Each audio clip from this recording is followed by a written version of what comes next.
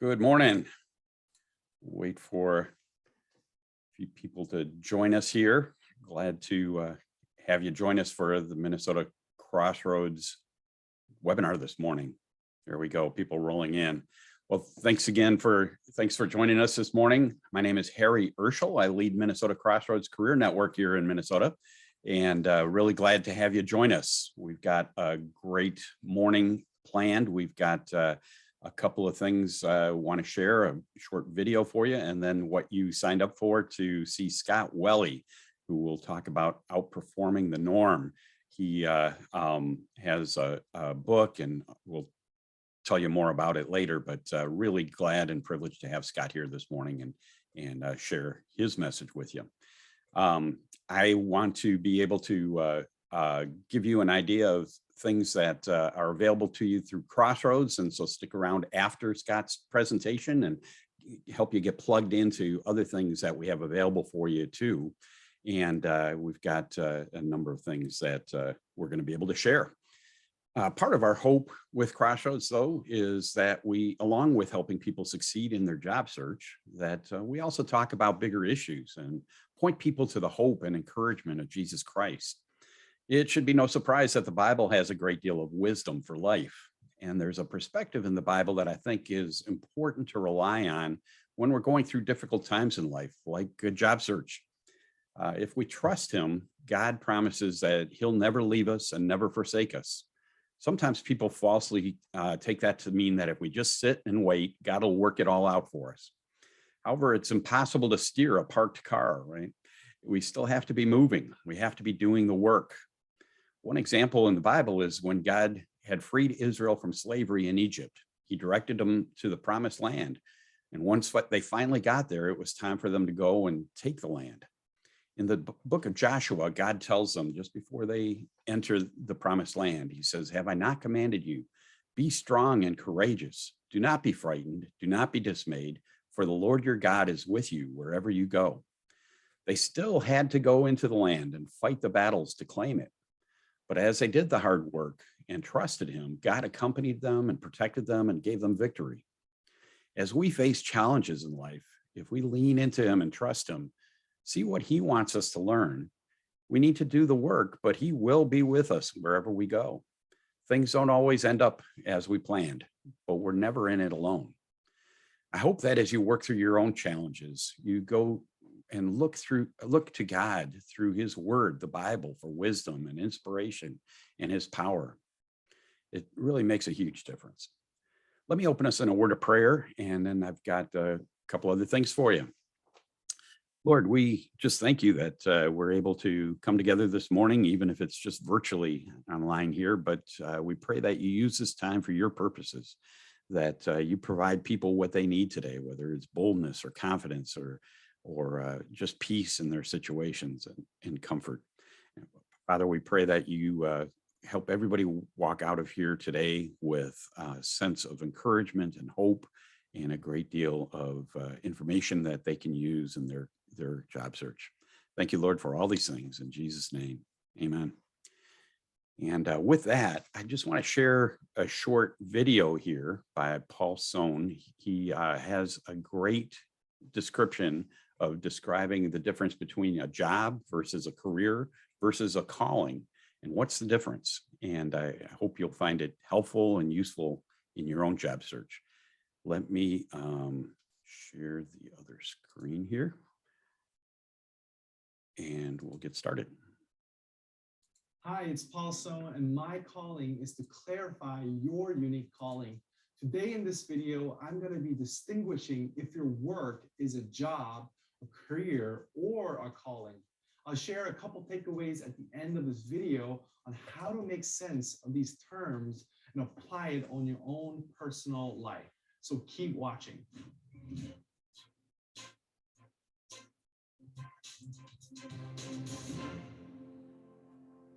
Remember the last time you were introduced to someone? What was one of the first questions you asked? You probably asked, "What do you do?" I mean, why do we ask this question? It's because work plays a central role in our identity and our purpose in life.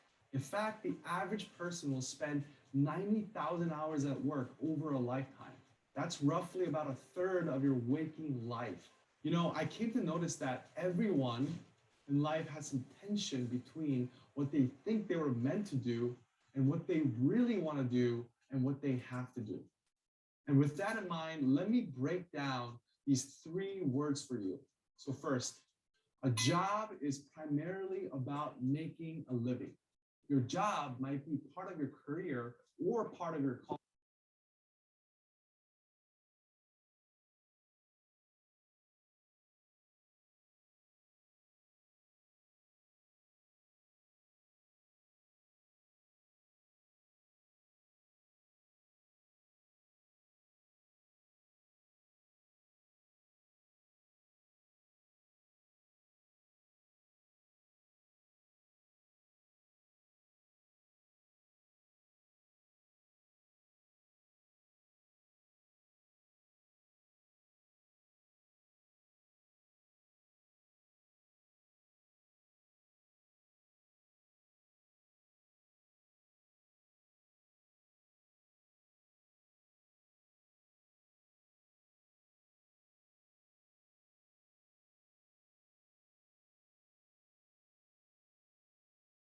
Available in the market.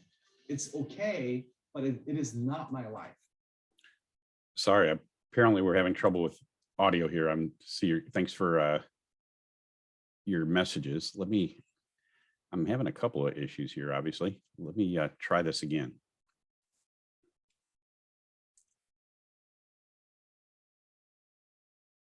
I think you're getting audio through my mic instead of through the video, which it's supposed to do instead.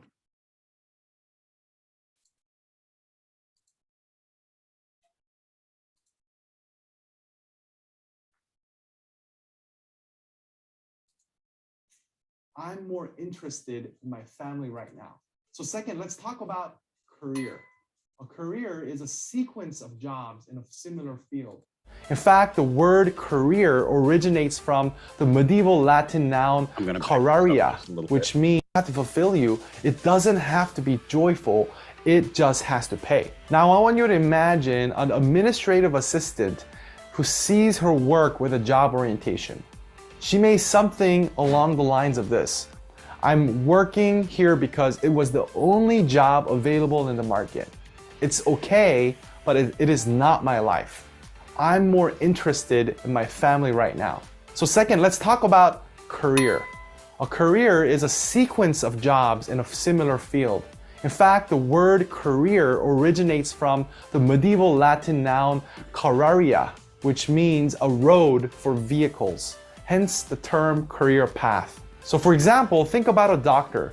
This doctor may begin his career as a general physician. Then he gains experience and he becomes a surgeon. Finally, while working as a surgeon, he also becomes a lecturer in the field of his expertise in medicine. So when we talk about his career, he was a doctor, he was a surgeon, and a lecturer. And all these jobs belong to the same field of medicine. People can also view their work from a career orientation. They typically find their self-worth from what they had achieved and accomplished on the job. They may like the work, but it pales in comparison to the rush they get climbing the corporate ladder. Success is defined by promotion, power, or prestige.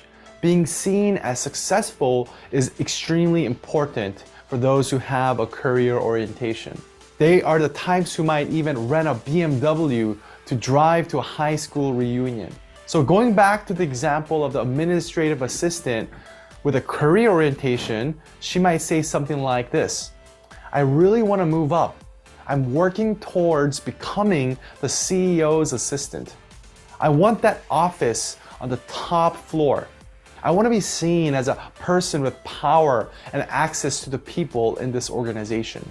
So if a job and a career is about making a living and advancing in the ranks, a calling is what you were born to do. And just to be clear, I'm referring here to specifically vocational calling. Your vocational calling is the point where your talents, your passions, and life experience intersect and you're most able to change the world around you. So people with a calling orientation see their work as a way to make meaning from the 9 to 5 and somehow make the world a better place for people. So going to the same administrative assistant example, with a calling orientation, she might say, I take a lot of pride in solving our customers' problems before they ever reach my supervisor's desk. I consider myself an integral element in the success of our company, and I enjoy the challenges I face each day. So here's a couple of thoughts on this. I understand that this job versus career versus calling distinction could be unrealistically simplistic, and people are complex with a number of different motivations for why and how they approach the work they do. But this hopefully will give you some language to see how you work today. So let me share 4 takeaways for you. Number 1, you may retire of your job or career, but you never retire of your calling. My calling is to clarify the leader's unique calling. That's my personal calling. And of the ways I actually live out my callings is to actually write books as an author. That would be my job. However, let's say the publishing industry might disappear someday because people just won't be reading any books anymore. If that's the case, my career or job will end as an author. However, my calling will not. Number 2, in an ideal world, your job may be a subset of your career, and your career may be a subset of your calling. So for example, my calling is to help leaders live out their unique calling. So I may choose to live out my calling by choosing a career in teaching. And my occupation may be a professor. So your calling informs your career, and your career informs the type of job you should take. Third, your occupation and your vocation may not overlap, and also that's fine actually. That's actually part of life. Our hopes and our dreams may not match the realities before us. There are a lot of people today who follow Jesus in spheres of service outside the workplace. You know, I think of a man in Wall Street who finds deep meaning and joy as Sunday school teacher on the weekends. Or what about a young woman, a singer by profession, says her true passion comes through her volunteer work on behalf of racial injustice issues. Fourth, your primary calling, which is the calling to love God and your neighbors, can also transform how you see your everyday job. Sometimes even the most boring and repetitive jobs can become an arena for service as we listen to the caller trying to guide us and grow us in our giftings and character. I think, for instance, of that young man who turned his bartending job, a job he got in order to pay the bills when he moved to New Orleans soon after the Hurricane Katrina, into a ministry for Christ, as he simply listened in an empathetic and a compassionate way to the painful stories being poured out to him. So I hope these clarifications help you understand that you are created for work, and that work is a big part of what it means to be human. I don't know about you, maybe you currently see your work as a job and you feel stuck and you really want to do something about it. You want your work to matter. You want your work to be a calling. And I definitely understand it is actually a process.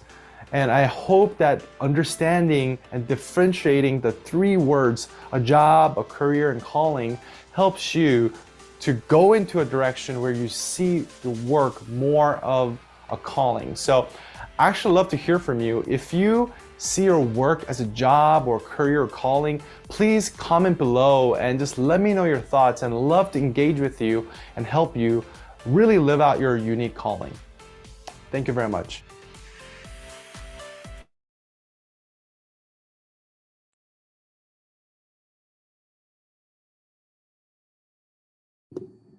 There we go. I think we're back. Well, I hope that was helpful. I know as a lot of people talk about trying to figure out what they're supposed to do in life, that these questions get to be challenged sometimes. And I thought Paul Sohn in this video did a good job of spelling all that out and helping you maybe clarify some terms there. Hope it's helpful for you. At this point, I'm really glad to be able to introduce Scott Welle. Scott has spoken for our Crossroads group a number of times over the last several years, and I'm really grateful each time because I get new perspective and some ideas that I want to apply in my life. But I think in your job search, it is particularly helpful in terms of getting into the right frame of mind and performing at a level that gets you to a job faster.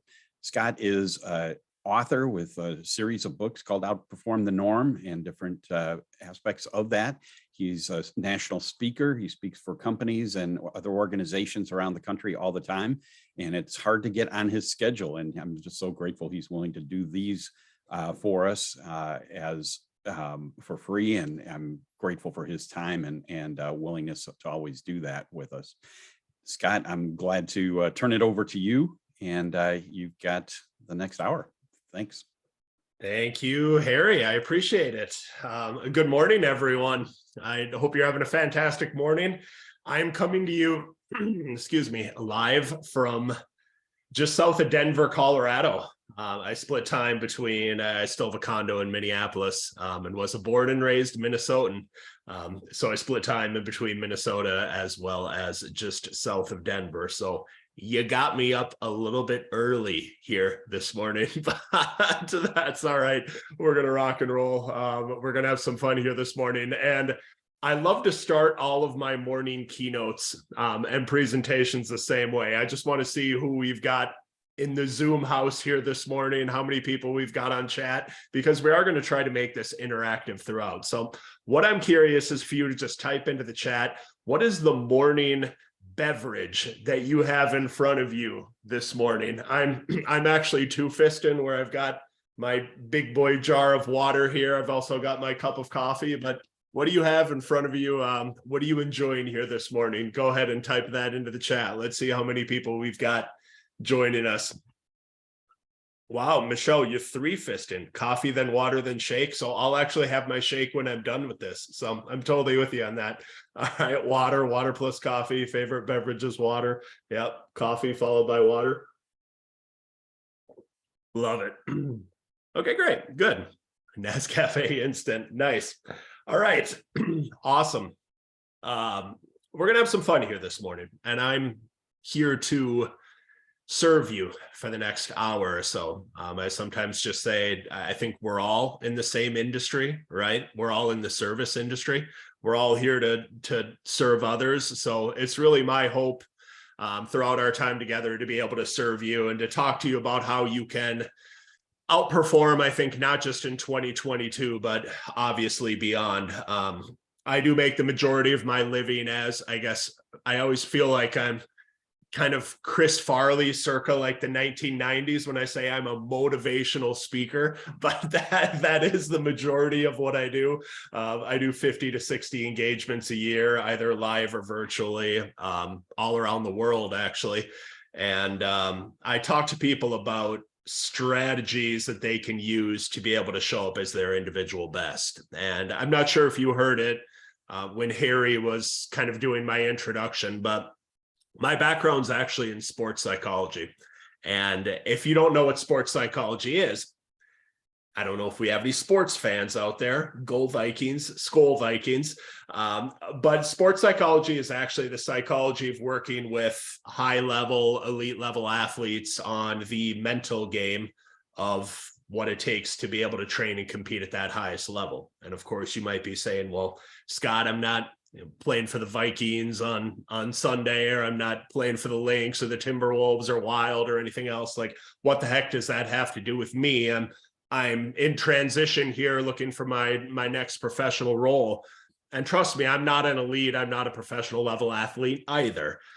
But what you actually come to realize is a lot of the same sort of skills and principles, and the ability to maybe set and achieve goals, the ability to stay motivated and disciplined, and tap into a deeper level of motivation, the ability to generate self-confidence, the ability to focus, the ability to be resilient in the face of change and pressure and stress and adversity.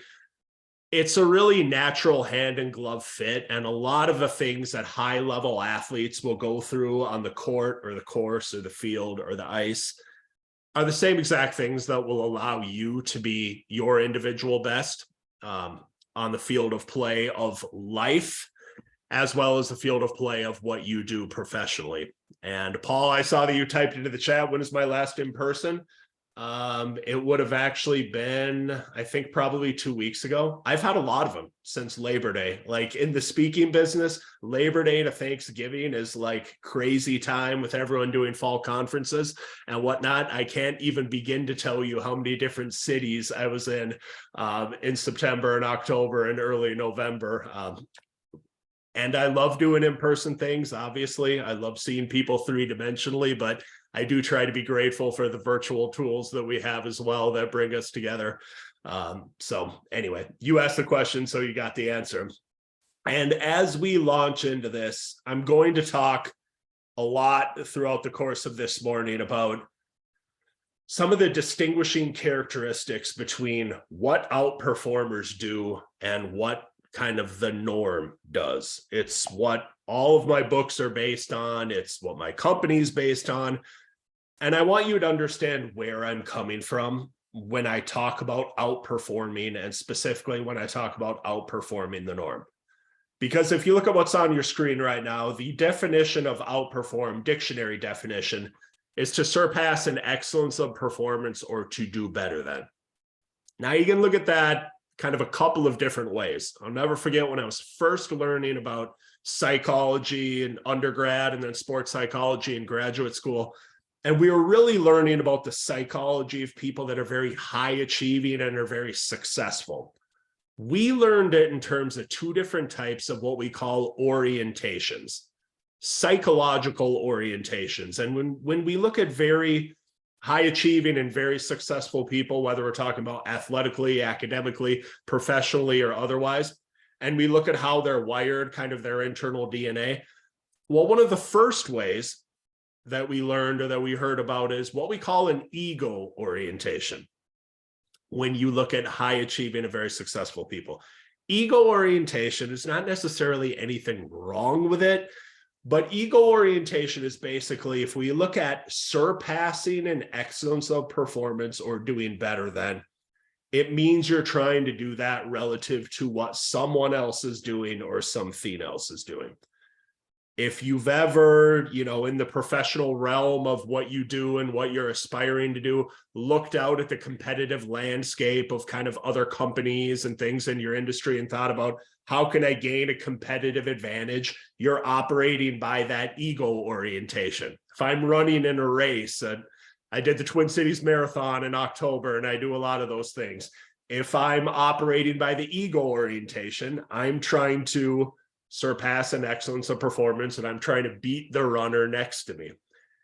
Now, when we're talking about people in transition, because I've been fortunate to speak for a lot of these groups on all different levels of people that are in transition between their professional roles. I mean, there has to probably be some part of it that is, okay, I'm going to think about how my resume, my CV, my experience, my education can maybe surpass an excellence relative to other candidates or other job seekers. I think there has to be a natural part of wanting to gain that competitive advantage. But I also come back to the Teddy Roosevelt quote, which is one of my favorites. And that quote is, "Comparison is the thief of joy." And I really believe that. And really, when I say that, and we look at surpassing an excellence of performance or doing better than, this is where I come to the second orientation, psychological orientation that we learned about, which is what we call a mastery orientation. And a mastery orientation, as simplistic as it sounds, is just waking up every single day and just thinking about, how can you be the best version of you?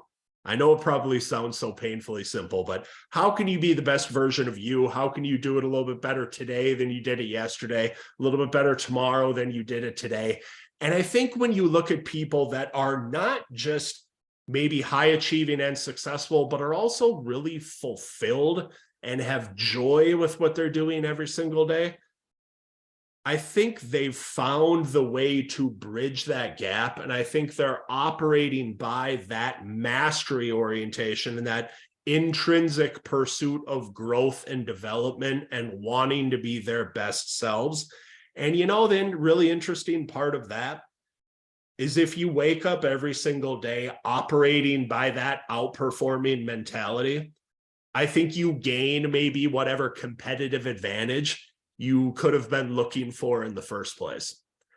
So I just frame this starting out because as we talk about some of these distinguishing characteristics between the norm and outperform, like it's really my greatest hope throughout our time together, our short time together here this morning, is that you don't take 10 different things away from this morning. You don't even take 5. You maybe take 1 or 2, because there'll be a lot of things where you're like, yep, doing that really well. Yep, got that, doing it just fine. But there might be 1 or 2 things where you say, I know I could be doing that just a little bit better than I'm doing it, to show up as a better version of me, to be able to serve others better. And I'm going to start doing that. And when you do that, you're operating by that mastery orientation part of it. So let's go ahead and let's start digging in, because we're only really going to talk about kind of 3 main topic areas throughout the course of this morning together. We're going to talk about winning the mental game, sometimes what I call the psychology of peak performance. That's my specialty. We're going to talk about how we can own the day and how we can build habits and patterns and routines that serve us. And we're going to talk about how we can adapt and thrive through change, through pressure, through stress, through adversity. And as we go into each of these topic areas, I'm just going to try to give you 1 or 2 different strategies that, if this is speaking to you, some tool that you can take, that you can put in your toolbox, that you can use immediately when you walk away from here. So let's go ahead and let's go to it. Let's talk about winning the mental game. Now I'll open up the chat again here and ask you just a very simple question. How many thoughts do you think the average person has every single day? If you were to just guess a number, just type it into the chat. Like, how many thoughts do you think the average person has swirling through their head every single day? If you were to just guesstimate a number, go ahead and type into the chat. What do you think? Elizabeth says 1,000. Paul's got hundreds of thousands, if not millions. Anybody else want to guess? It's somewhere in between there. And this isn't like The Price is Right, where you have to be closest to it without going over. So the 2 guesses we've got so far, 1,000, hundreds of thousands, if not millions. The lowest number I've heard is somewhere around 6,500. The highest number is about 70,000. And most often cited number that I hear is about 50,000. About 50,000 thoughts per day. They measure it with like brain activation and things like that. So we have a huge number of thoughts that are swirling through our heads every single day throughout the course of the day. Sometimes I'll hear things from groups where it's like, well, men don't have nearly as many thoughts as women. And it's like, touche. Yeah, we can be kind of simple creatures sometimes, but 50,000 thoughts per day. Now, I'm sure this isn't you, because you probably wouldn't be here at 8 a.m. Central Time on a Thursday morning joining us if this was necessarily you. But when you look out just at kind of a landscape of people in general, of those 50,000 thoughts each day, what percentage of those do you think are negative? Type that into the chat. If you were to just guess, what percentage of the 50,000 thoughts do you think that we have every single day are negative? Yeah, Elizabeth, 75%. That would be pretty good if we were doing prices right, actually. Yeah, so we got 75, 70, 50, says Michelle. Yeah, it's actually 80, about 80%. 4 out of every 5, 40,000 out of 50,000 thoughts. Now, we could talk for the rest of the morning and probably the rest of the day about why. I mean, there is something that in psychology we call negativity bias, where we can be kind of hardwired biologically to sometimes give more weight and give more preferential attention to what's wrong instead of what's right and things that are changing in the environment, kind of, et cetera. But I think one of the interesting things, just in starting out here talking about our thoughts, I think one of the greatest skills any of us can have in this lifetime is self-awareness, and self-awareness of our thoughts. And one of my favorite things being a sports fan, whether I'm watching a Vikings or Wolves or Lynx or Wild game or anything else, one of the things that I love most about it these days is when you can hear athletes mic'd up, meaning like in the heat of competition or in the heat of a game, you can hear what they're saying to a teammate, to a coach, to other competitors, kind of, et cetera. And I always say, if we were to just mic you up every single day, what would we hear?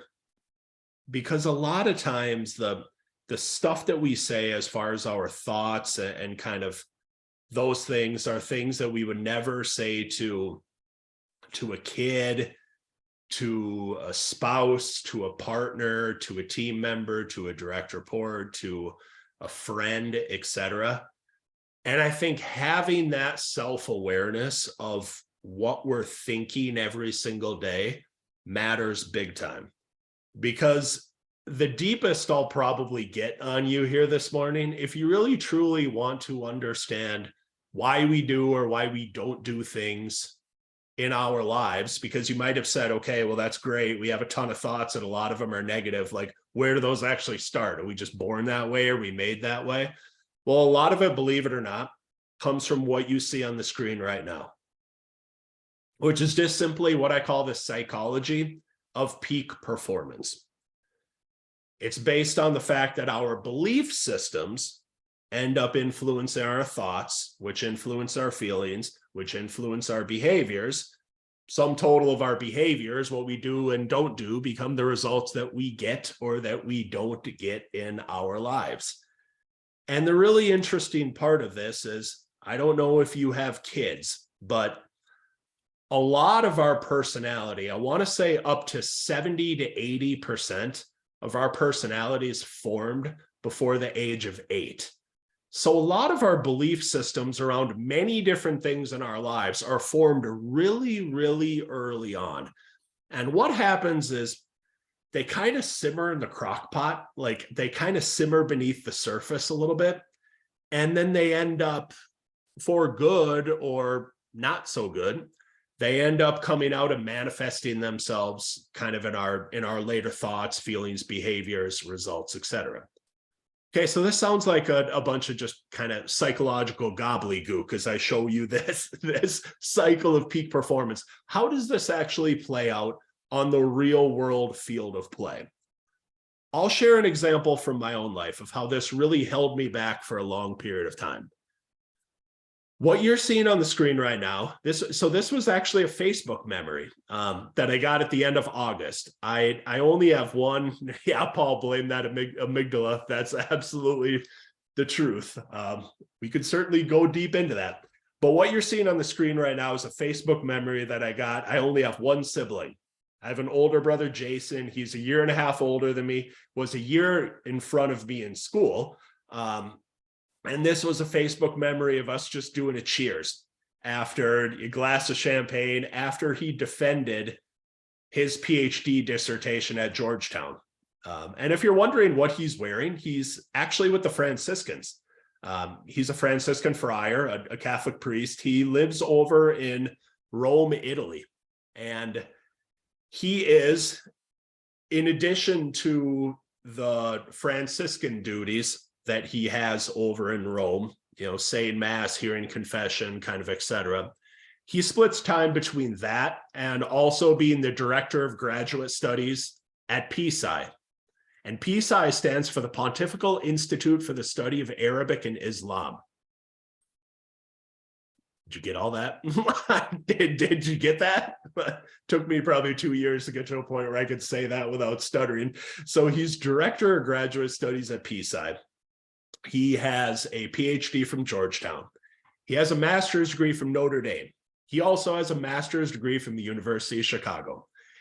he's the guy that if you've ever played the game Trivial Pursuit, like you might have a team of like 4 or 5 over here and another team of 4 or 5 over there, and then he'll be just a team of 1, like competing against everybody else. I don't know that I would call him a savant, but he's just very academically gifted. It just always came really easy to him. And I don't blame him for this, and I don't blame my parents, but for whatever reason, really early on, I developed a belief system that I wasn't smart. And I thought, no matter what I did, I was never going to be as smart as my brother. That obviously led to feelings of demotivation, of disempowerment, the behaviors, all the way up through my junior year of college at the University of Wisconsin-Madison. Never really tried very hard, never really applied myself. And the results I got were all the way through that junior year. I was just getting by. I was just an average student. I was a C student, got nothing but C's. Now, so we're all on the same page here this morning, so you can kind of see how this plays out in the grand scheme of life. If I start with an underlying belief system that I'm not smart, I think no matter what I do, I'm not going to be as smart as my brother. Feelings are demotivated. Behaviors don't try very hard. Results I get are average or are C's. What do those average grades, or what do those C's further do to my underlying belief system that I'm not smart?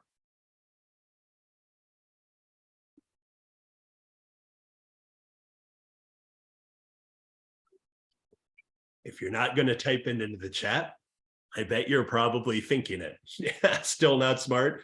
It confirms the belief. Carrie, absolutely. You are correct. You get a prize. I don't know what the prize is, but it is. Yes, Michelle, it's a self-fulfilling prophecy. It validates it. It reinforces it. It confirms it. And that's how the game is played, for better or for worse. And I just share this with you here this morning because we have belief systems in all areas of our lives. Like we have belief systems around, like, am I really a leader? Do I really see myself as a leader, as someone that can authentically and courageously lead others? Like we have belief systems about our worth, whether it's monetarily in terms of what we believe we're entitled to as far as compensation, or whether it's just how we allow others to treat us. We have belief systems about collaboration, about our ability to kind of play nicely in the sandbox with others. Belief systems about our work ethic, about productivity, about growth, about trust, about how we handle conflict, about how we handle change. Like, it's really interesting just to look at some of these things. And I'm fortunate to be able to work with a lot of very high achieving and a lot of very successful people. And for all of the people that have ever come to me where they say something to the effect of, because I do personal coaching as well for people, personal performance coaching, they just say something like, Scott, like, I just know there's another level for me. Like, I know there's a little bit more toothpaste I could be squeezing out of this tube. What's almost always holding them back is some type of faulty or some type of kind of self-limiting belief. I always say self-limiting beliefs are the governor on our individual potential, meaning they just govern how high we can go. We're never going to outperform a self-limiting belief. And in my case, like for the life of me, I didn't understand any of this stuff yet. The summer after my junior year at the University of Wisconsin, I didn't understand any of this. And for the life of me, I don't know why it happened to me kind of that day, the summer after my junior year. But I remember waking up one morning and I was paying my way through college. I was bartending my way through college to pay for it. And I think I woke up one morning, I bartended the night before. So I woke up and I was half hungover, and I literally just remember, for whatever reason, having a little bit of an epiphany and just saying, you know what, Scott, you're paying a lot of money to be average. Like, you're paying a lot of money to get C's. And maybe you're never going to beat your brother at Jeopardy or at a game of Trivial Pursuit, but what if you just simply adopted a different belief system, a different and a better belief system about yourself, about what you're capable of doing, about how you see yourself? And all psychology majors at Wisconsin are required to take a notoriously tough 5-credit class called experimental psychology. I was going to take it that summer. It was going to take up 8 weeks of my summer.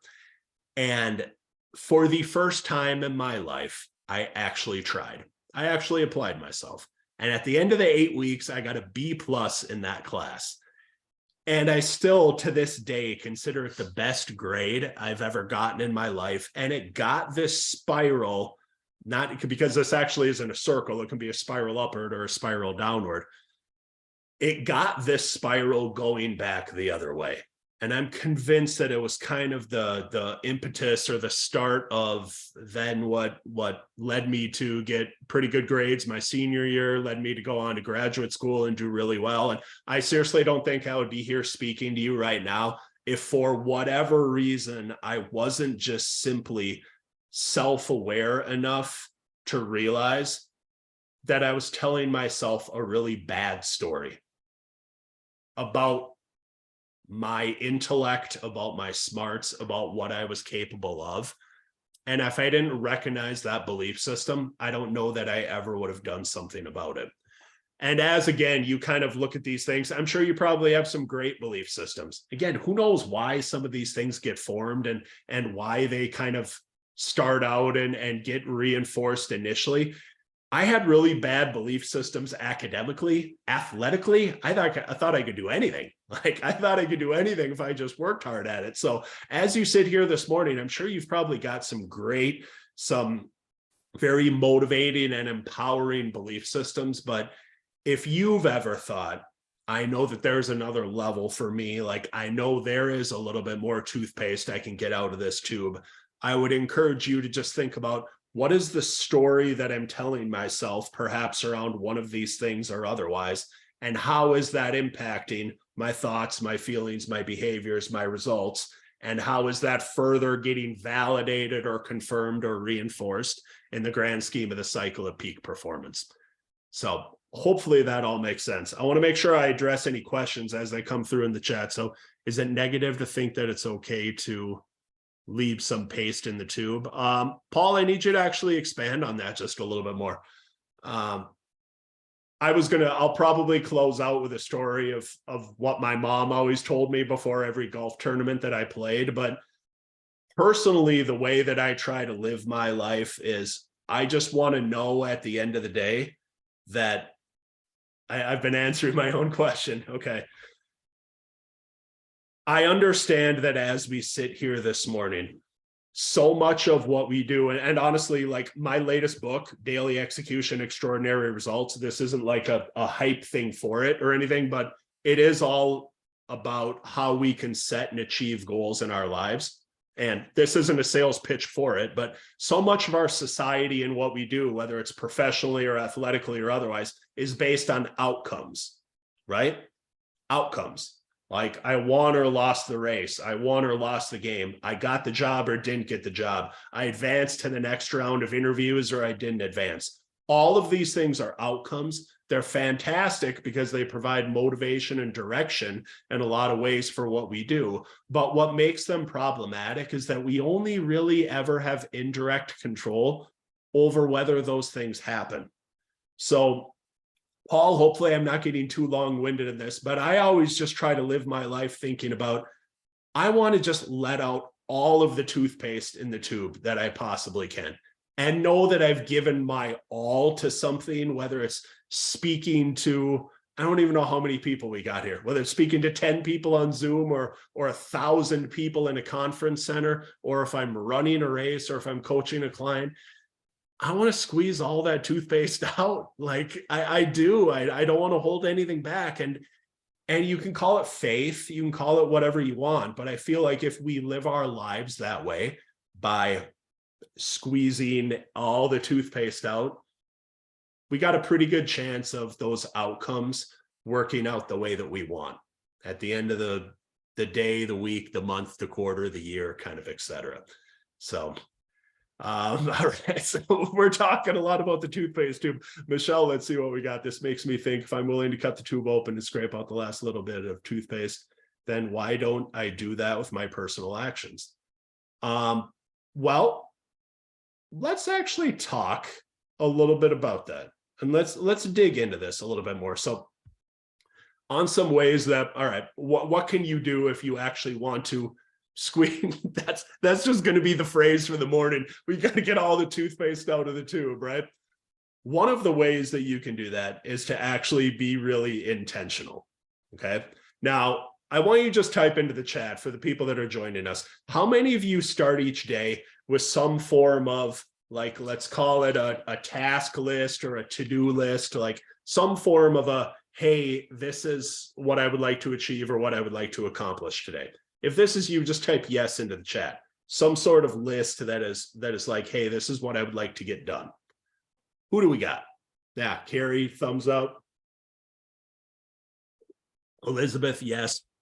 I'm exactly the same way. I'm actually old school. I love apps. I love technology and kind of everything else, but I'm old school in that I actually love writing down what I want to get done for the day or what I would like to advance or accomplish or just make happen for me to consider it an outperforming day. There's nothing that feels better than going through and just crossing things out as you do them, right? Sometimes I'll even cross things out twice just because it feels so good. But the being intentional part is we think a lot in our lives about, Michelle, to your point, we think a lot about our actions. We think a lot about what we have to do, what we need to do throughout the course of the day. I don't know that we always spend a heck of a lot of time thinking about who we need to be and how we want to show up. And in psychology, this is what we call identity-based behavior, where it's just instead of thinking about, oh, I need to send this email, I need to make this call, I need to do this networking, I need to do this research, like I need to do all these actions or all these things. Instead of just thinking about the behaviors, you think about what is the identity with which you would like to show up? What does the best version of you actually look like? And then you let that identity drive what you do on the field of play, of life, or the field of play of what you do professionally. So I'll give you a couple of examples. One, I don't know if any of you remember this. This is actually 𝙊𝙪𝙩𝙦 Hernandez before the 2016 Olympics in Rio. She was for the US women's gymnastics team. And this was before she went out and did her final floor routine, where it was still kind of hanging kind of up in the air of like, will the US women's gymnastics team, are they going to win gold? She really had to go out there and she really had to perform well, perform at the highest level with millions and millions and millions of people watching her from all around the world. And the cameras caught her right before she went out to do her final floor routine, just simply saying to herself, I got this. I got this. I got this. Now, I don't know the first thing about gymnastics. Like if I tried to do a cartwheel or a somersault here, I'd probably break 5 bones in my body and you'd get a good laugh. But she wasn't thinking about like, well, I need to put my hands here and I need to do this with my feet and I need to spin and kind of twist and turn this way or that way. She was literally just thinking about, no, this is something that I'm going to say to myself that represents or how I think about the best version of me, something like I got this. And then I'm going to let that drive my behavior on the field of play or the mat for her. Sure enough, she ended up going out and having a phenomenal floor routine. US women's gymnastics team won gold, and kind of the rest is history. And I'll give you one more example. Before I ask, if you were to have just one word or one phrase that would encapsulate the best version of you, what would that be? I get asked all the time, what's the last thing that I say to myself before every speaking engagement? And I'm betting I'm probably not the only person here this morning that does this, but I can sometimes have a little bit of a bad tendency to put a lot of pressure on myself to produce outcomes. Again, kind of as stated before, we only ever have indirect control over those. So the last thing that I say to myself before every single speaking engagement is I tell myself to bring the joy. To bring the joy. And when I say that to myself, it lessens the pressure on me to feel like I have to produce an outcome. In the speaking realm, it might be, oh my God, if we were here live in person, like I've got to get a standing ovation, or I've got to make sure that they rate me highly in these speaking evaluations, or I sell a certain number of books, or I get a certain number of referrals. I can't control any of those things, but I can always control how much joy I bring to a situation. And I'm not saying that this has to be yours, but when I think of the best version of Scott Welle showing up on the field of play, I think that identity for me is just simply bringing the joy. And then whether you laugh or don't laugh at my jokes, or whether technology fails, or whether I butcher a story that I'm talking about, none of that matters if I bring the joy. And I feel like by doing that, I'll have the best possible chance of those outcomes taking care of themselves.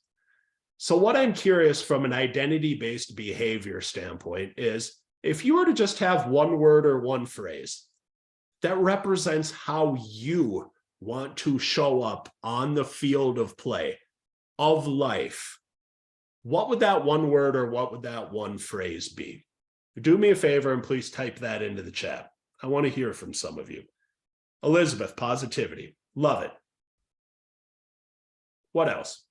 Everybody's got to have one. Come on now.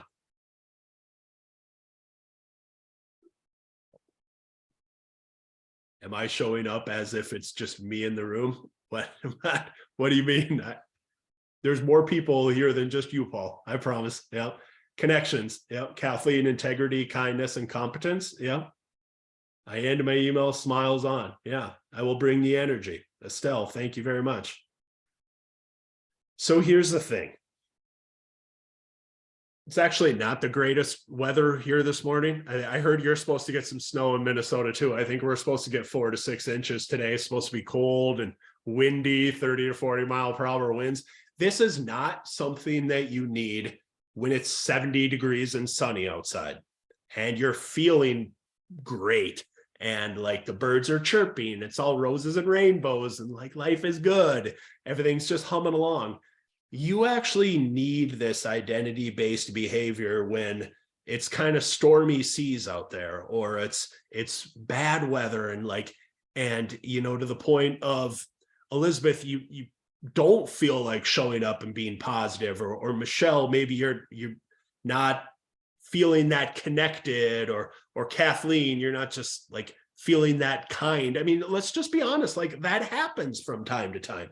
And when that character is tested, what outperformers do is, instead of just thinking about, oh my God, like these are the personal actions that I need to take, Michelle, to your point before, like these are the things that I have to do or that I need to do. Instead of just thinking about that part of it, think about, no, this is how I am actually committed to showing up.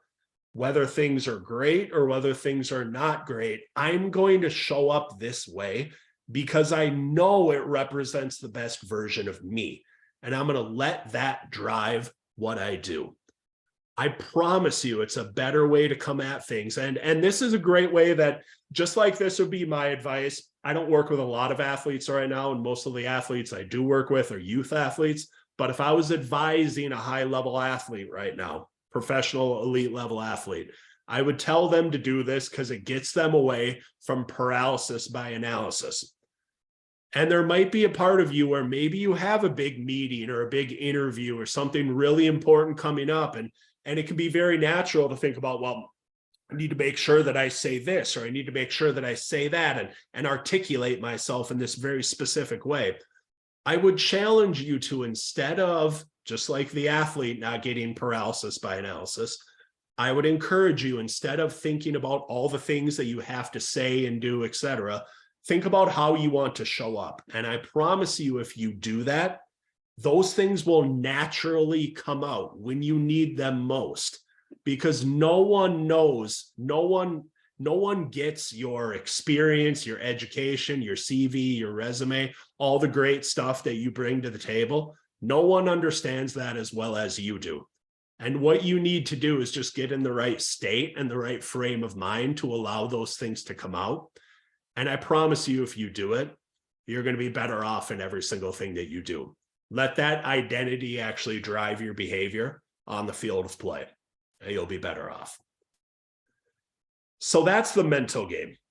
If anybody has any questions on that, go ahead. You can type it into the chat. I will try to answer it as I go through. But then the next part that we're going to talk about is owning the day, or owning the day before the day owns you. And this would be just getting into kind of positive forward motion and momentum with our days, and really creating habits, patterns, routines that serve us. And I think when we look at something like this, part of the reason that we're talking about this is there are two things that help ground and anchor us in kind of certainty in a wholly uncertain world. And I'll share another one with you in a second, but one of them is structure. Is structure as far as our routines go, and what we do and where we do it and when we do it and how we do it. And the way that I think that we can look at this, and a strategy that I love to talk about, is what I call the vital 4%. If you don't know, 4%, 1 hour out of a 24-hour day, it's a pretty small chunk of time, but it's 4% of your day.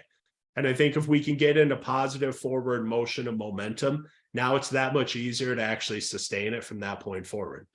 I think if you own the morning, you can own the day. So I want to open up that chat again. What do you think are some of the most important things that we can do in this first hour-ish of the day if we really want to set the tone for an outperforming day? What do we need to do? Go ahead and type it into the chat, please. What do you do to start off your days, to really hey, I'm going to set the tone for a great day today? What do you do to start off your day? Meditate and plan. Paul, can you expand on what PQ reps are?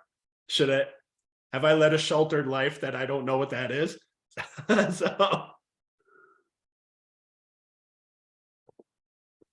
Pray and then do the hardest thing first. Yeah.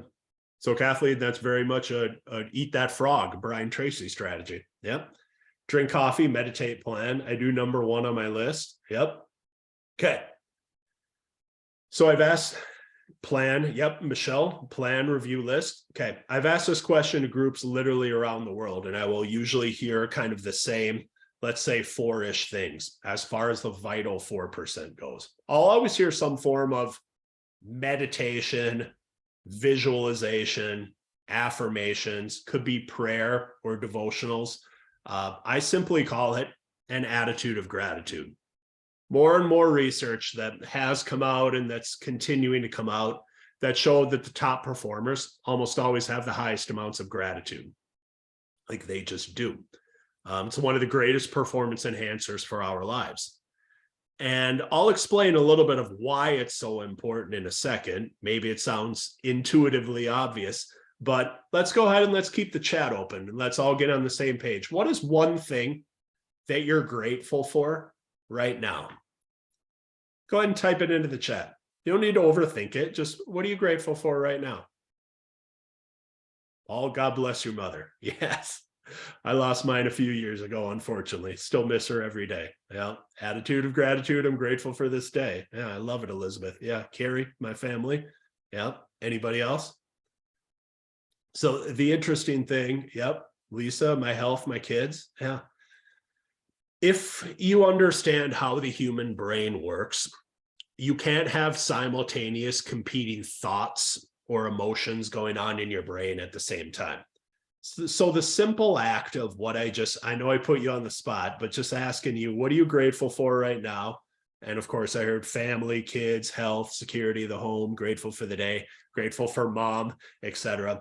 Well, for lack of a better term, because you can't have these simultaneous competing thoughts, you can't simultaneously be grateful and let's say pissed off at the same time, or you can't be simultaneously grateful and negative, or grateful and resentful, or grateful and jealous. Like they're just competing emotions, insert whatever negative emotion with that. So that simple act of, I think, starting our days and really early on doing something and I get how hard this can be. Sometimes if you're in transition and maybe you've been in transition for longer than you thought you would be, I get that this can be hard, but somehow steering our brain consciously and intentionally towards what's good and what's right and what we have instead of what's bad and what's wrong and what we lack is a really powerful mindset for you to not just start your day, but you will notice that that influences and impacts everything that happens after that as well. So I think the attitude of gratitude, absolutely a key part. Second, I will usually hear, have a healthy breakfast of some kind. I don't think that we always do a fantastic job of linking what we put into our body and how it impacts the way that we think and feel and perform. And it absolutely does. Studies will also say if you make a healthy choice first thing, more than likely to make healthy choices for the rest of the day. So I think fueling the body and nourishing the brain is an important part. I also think moving the body, getting some form of quality movement, getting some form of exercise early on in the day, preferably somewhere in that vital 4%, is critically important as well. Because I know I said that gratitude is a powerful performance enhancer, but if we are all being honest with each other, exercise and quality movement is the single greatest performance enhancer for our lives, physically, mentally, emotionally. Nothing else replicates the benefits that we get from exercise. No pill we can take, nothing else that we can do. Yet, common sense not always being common practice. Like, how often do we say things like, well, really busy right now, don't have time to exercise? Like, but exercise actually helps mental alertness, cognitive functioning. Really stressed out right now, don't have time to move my body to exercise, but exercise actually helps us manage stress, helps relieve stress. Feeling pretty tired right now, can't exercise, but exercise actually helps with endorphins, helps with energy. It's quite simply just one of those things. If we all want to show up as our individual best every single day, personally or professionally, so we can serve others, exercise or quality movement has to be something that makes it into our daily routine. And I put it in the vital 4% because we can usually own that chunk of our day the best. And usually if we get it in there, we're less likely to miss throughout the course of the rest of the day. So last but not least, for the vital 4%, is we have to focus on what I think a lot of you said with just planning the day. And Paul, I'll get to what you're saying in a second. The way that I think you can look at having more motivated, more empowering days, as far as what you actually focus your time and energy on every single day, is to actually operate by this Venn diagram, or what's on your screen right now. I think in that vital 4%, outperformers, when they plan and when they think about their day, they operate at the intersection of the things that matter and the things that they can control. And where those two things intersect is where they spend the majority of their time and their energy and their focus every single day. Now, the interesting part of this is I don't even need to know what industry you're in, what your role or what your kind of position or title that you're going for is. Like, if you would literally just explain or tell me and be honest with me about what are the dominant emotions or the dominant feelings that you typically have on a day-to-day basis, I could probably tell you where you're focusing the majority of your time and energy based on what's on the screen right now. Because if we're focusing on the things that matter and the things that we cannot control, what are we typically focusing on there? I alluded to this a little bit before. This is usually outcomes or results, things that, again, we only have indirect control over. Emotions that, and it can be things that matter and things that matter big time. But again, we only ever have indirect control over them. So specific emotions that would be linked to this or feelings would be anxiousness, worry, anxiety, could be a certain amount of pressure, but it could just be like, oh, I'm really worried about how this interview is going to go, or I'm feeling really anxious about this interaction or this meeting or this thing that I have to do. What you're usually focusing on when you're feeling or when you're thinking about those things is you're focusing on the things that matter, but the things that you cannot control. Now, to go to the flip side of this, we're focusing on the things that we can control, but the things that do not matter. What are we usually focusing on there? This, quite honestly, is where a lot of the norm lives. A lot of our society lives. This is busy work.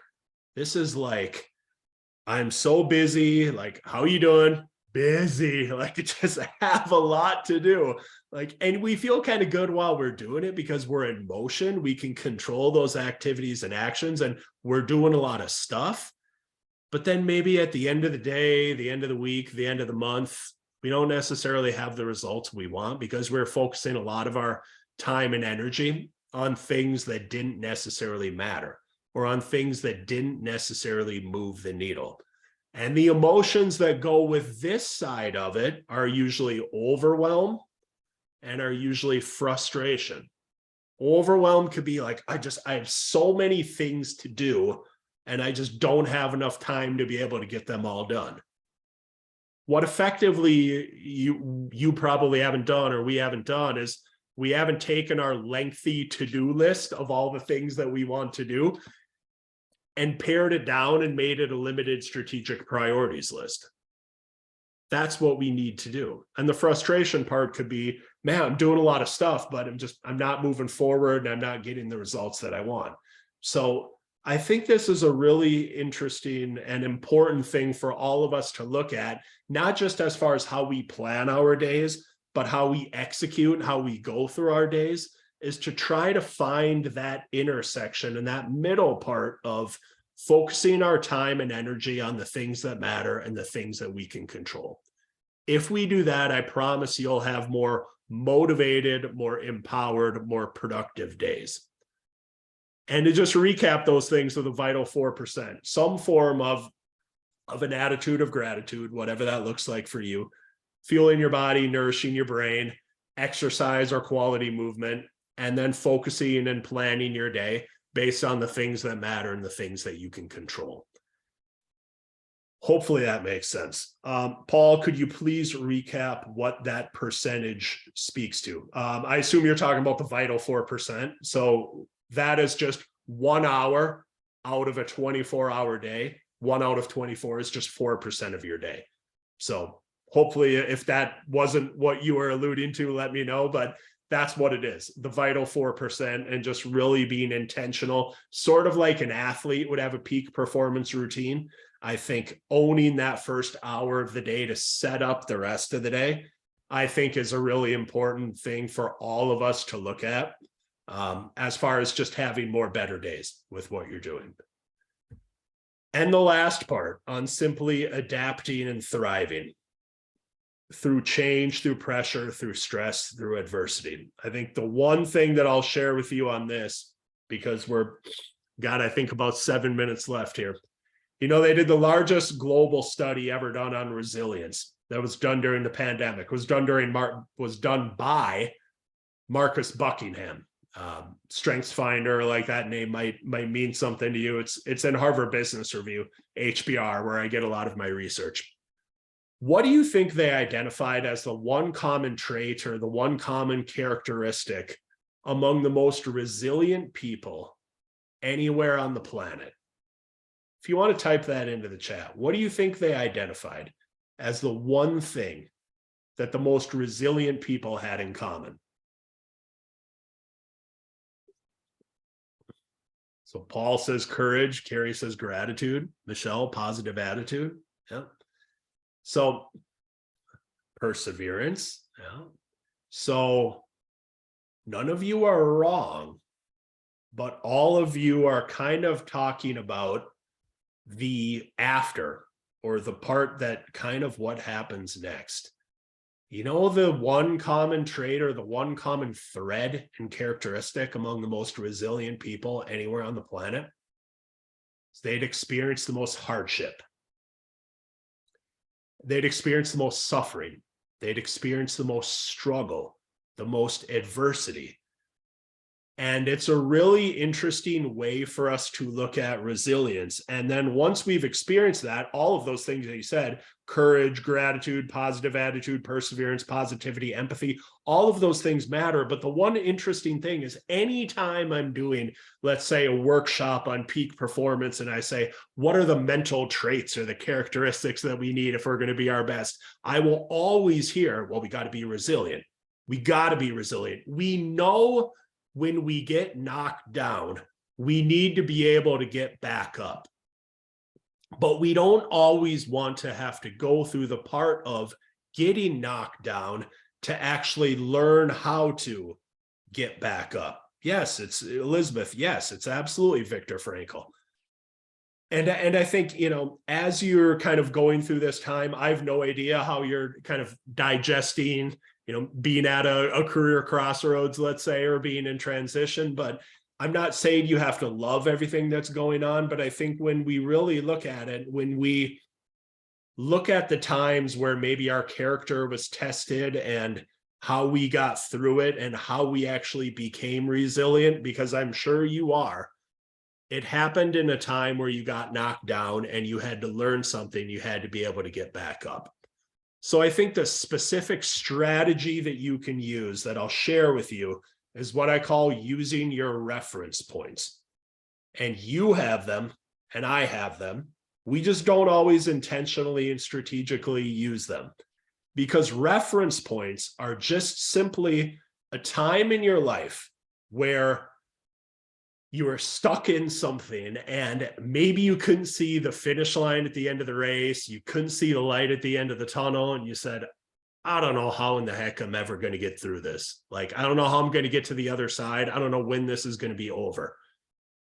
But you got through it and you learned something from it and your character was tested.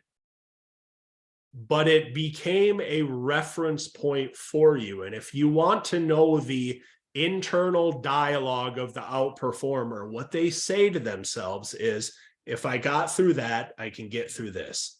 And if I did it before, I can do it again.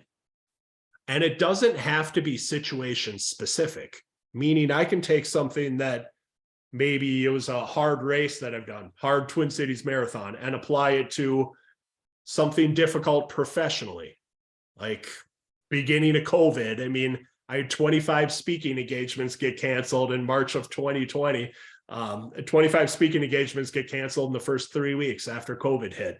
I went from thinking it was going to be a pretty good year to wondering if I was unemployed. Like, not a great time to be speaking to large groups of people because nobody's getting together. So, and the not having to be situation specific part of it, I can take athletic and apply it to personal. I can take personal and apply it to professional. Like, it doesn't have to be that situation specific, but there was that part of me that I had to say to myself, all right, Scott, after I'd thrown a little bit of my pity party, what are some of your reference points? What are some of the hard things that you've been through before? And how can you take those things and say, if you did it before, you can do it again. If you got through that, you can get through this. And I have no idea if you're starting to doubt yourself as you're going through this journey, or maybe there's a part of you that's starting to lose the faith a little bit as far as your career path and how this is going to unfold kind of going forward. Instead of doing what the norm does, where you look back at the hard times in your life and you say, I wish I didn't have to go through that. I don't want to go back to that. Why did that have to happen? Instead of saying that, I'm hoping you can actually look back at those times and say, you know, I really didn't love going through that. It was really hard, but it taught me something about my character. It taught me something about my ability to persevere. It's a reference point that can become a reservoir of strength for me to fight future battles, because if I did it before, I can do it again. And if I got through that, I can get through this. use those reference points, and it will give you more of that. Paul, I think you said courage. It'll give you more of that courage to be able to be resilient in anything that you're doing in your life as you continue to move forward. So let's go ahead and let's wrap this up, because I know I'm just about out of time. Any of you can visit my website for free resources on everything peak performance and leadership and goal achievement and motivation, etc. There are links to be able to order any of my books on there as well. But honestly, I put out free training and a free newsletter every Friday, just on strategies that you can use to be able to show up as your best self. So not a lot for sale on there, but the website is scottwelle.com. I would also welcome any of you to connect with me on LinkedIn as well. That is my largest social media platform as far as what I share. And I put stuff out basically every day to just help you navigate this journey that we're all on called life. So, and just a quick recap of 3 of the things that we talked about today. We got to win the mental game. We can do that by looking at that cycle of peak performance, as well as showing up intentionally, owning the day and utilizing the vital 4%. Setting the tone for an outperforming day, and then adapting and thriving by leaning on those reference points that you have. If you do any of those things, I promise you're going to be better off personally and professionally. And I just appreciate you being here this morning. Harry, thank you for having me. And take care. Wish you all the best going forward. God bless.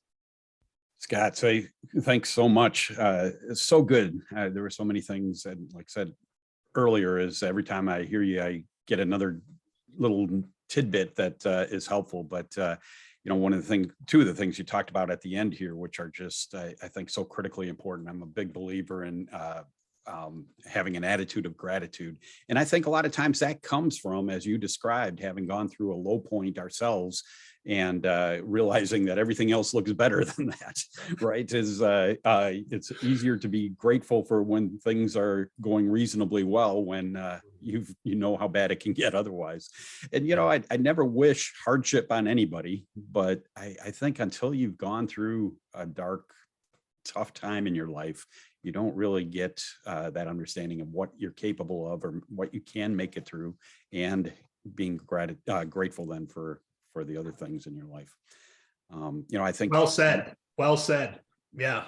I talk all the time with people in job transition that, you know, when we're going through a tough time, it's so easy to focus on all the things that aren't right in our lives, but to literally count your blessings, you know, write them out. What are all the good things you have? If you have a roof over your head and food in the refrigerator and you're reasonably healthy, I mean, those are all things that we take so much for granted and just think those are bare minimums, when in fact, a chunk of the world doesn't have that, right?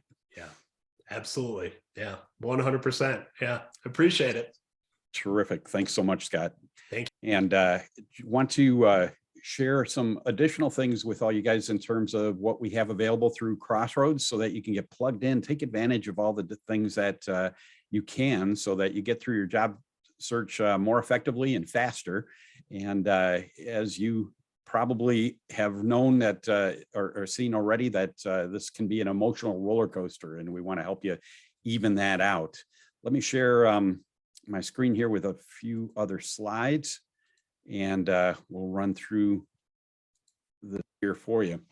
So if you're on here today and this is the first time you've participated in a Crossroads event, we'll be sending you this book. It's called How Long, O Lord, How Long? It's a great devotional for being unemployed. There's an index in the back to kind of look up what situation you're facing right now, and it gives you some great insight and focus on things that'll help you in the process.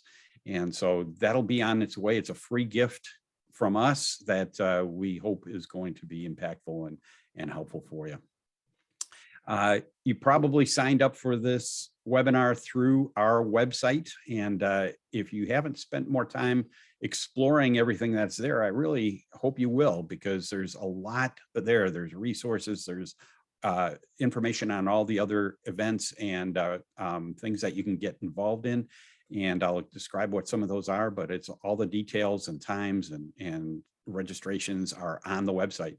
But we also have a job board on there. There's a number of companies that know what we do that are interested in people that attend or participate in Crossroads, and they post positions. Many of those are posted exclusively on our job board. And as much as possible, we encourage employers to put a contact name in there, so you have somebody you can reach out to and talk to rather than just apply into a black hole.